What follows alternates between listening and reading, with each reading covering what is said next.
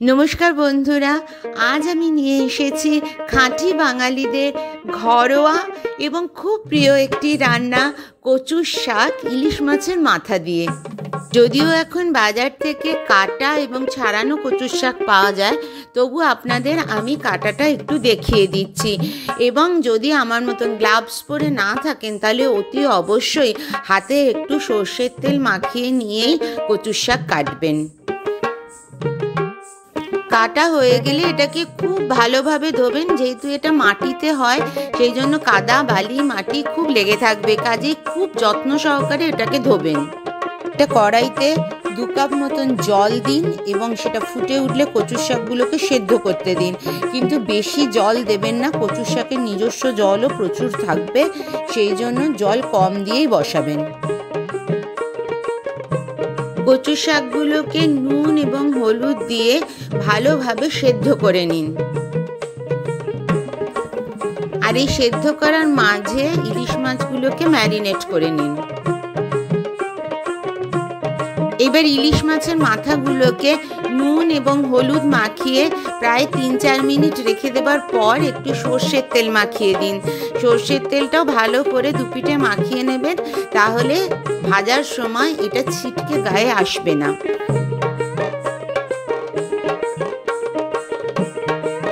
শেষ অবধি দেখুন, আমাদের একটু স্পেশাল টিপস থাকবে কিন্তু এই কচুর শাক ইলিশ মাছ মাথা দিয়েতে।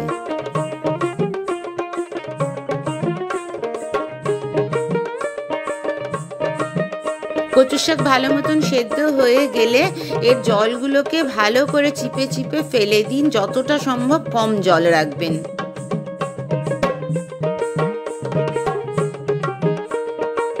এই রান্নাটি অতি অবশ্যই সর্ষের তেলে করবেন। কড়াতে প্রায় 3 চামচ মতন সর্ষের তেল দিয়ে মাছের মাথাগুলোকে ভেজে নিন। একবারই সবগুলো দেবেন না, 2 ব্যাচে বা 3 ব্যাচে ভাজুন। কচুর শাক নিরামিষভাবে ছোলা দিয়ে অথবা চিংড়ি মাছ দিয়েও খুব ভালো লাগে, কিন্তু ইলিশ মাছের মাথা দিয়ে হচ্ছে দ্য বেস্ট। ভাজার সময় মনে রাখবেন দুপিঠি যেন সুন্দর করে ভাজা হয়। এবার মাছের মাথাগুলোকে তুলে নিন। দরকার মতন তেলটা আপনি কমিয়ে নিতে পারেন যদি অতটা তেল না লাগে।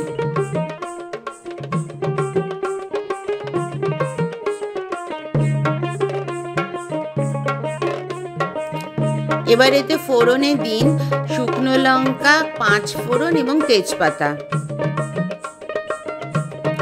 ফোড়ন হয়ে গেলে কচুর শাকগুলো এর মধ্যে দিয়ে দিন।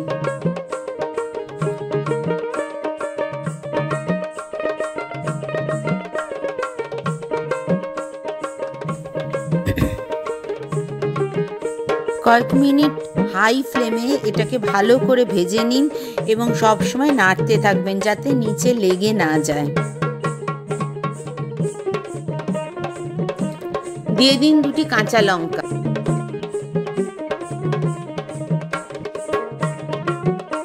এগুলোকে ভালো করে ভাজতে থাকুন। নুন এবং হলুদ দিয়ে দিন।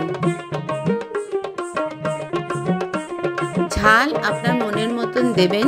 আমি এখানে অল্প একটু লাল লঙ্কার গুঁড়ো দিয়েছি। আবারও ভাজতে থাকুন। জল প্রায় যখন নেই সেই অবস্থায় মাছের মাথাগুলো দিয়ে দিন। দিয়ে খুব বেশি করে নাড়তে থাকুন এবং ভাজতে থাকুন। আমার স্পেশাল টিপস অনুযায়ী অল্প একটু নারকেল কোড়া দিয়ে দিন। অল্প একটু চিনি দেবেন স্বাদটাকে ব্যালেন্স করার জন্য। তারপরে একদম জল শুকনো শুকনো হয়ে যাওয়া পর্যন্ত শুধুই নাড়তে থাকুন। ভাজা ভাজা হয়ে গেলে এটাকে নামিয়ে নিন। এত সহজে আপনার প্রিয় কচুর শাক ইলিশ মাছের মাথা দিয়ে রান্না যদি আপনার ভালো লেগে থাকে, তাহলে আমার চ্যানেলটিকে প্লিজ সাবস্ক্রাইব করুন, আমার রান্নাটিকে লাইক এবং শেয়ার করে আমার সঙ্গে থাকুন।